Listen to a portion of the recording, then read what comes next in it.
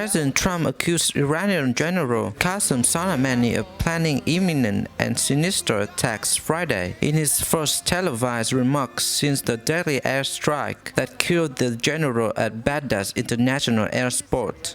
"We took action last night to stop a war," Trump said during brief remarks at his Mar-a-Lago resort in Florida. "We did not take action to start a war." Without revealing details about what led to the early morning airstrike that killed Soleimani and 9 others, the president said the United States caught the general in the act and terminated him. Executed a flawless precision strike that killed the #1 terrorist anywhere in the world, Qassem Soleimani. Soleimani was plotting imminent and sinister attacks on American diplomats and military personnel, but we caught him in the act and terminated him. Trump added, Soleimani made the death of innocent people in his sick passion. What the U.S. did yesterday should have been done long ago. Later Friday night, during an event with evangelical supporters, Trump addressed the airstrike. Qassem Soleimani has been killed, and his bloody rampage is now forever gone. The killing of Soleimani, the head of Iran's elite Quds force, marks a major escalation in the standoff between Washington and Tehran, which has moved from one crisis to another since Trump withdrew from the 2015 nuclear deal and imposed crippling sanctions. Senior State Department officials described the killing as a defensive strike supported by the Saudi intelligence and claimed that Soleimani was planning imminent attacks against United States interests and personnel in the region.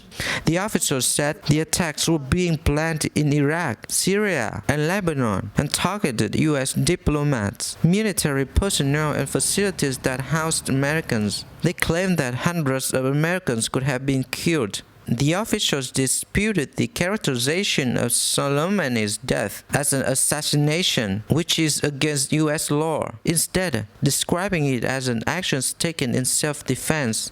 Meanwhile, Iran has vowed harsh retaliation for the U.S. strike, with the country's supreme leader, Ayatollah Ali Khamenei, warning that harsh retaliation is waiting. Khamenei, who also called Soleimani the international face of resistance, declared 3 days of public mourning and appointed Esmail Khalili, Soleimani's deputy, to replace him as head of the Quds force. Senior State Department officials described Soleimani Friday as indispensable man of the Iran regime and claimed his death would make it very hard for Tehran to operate as before.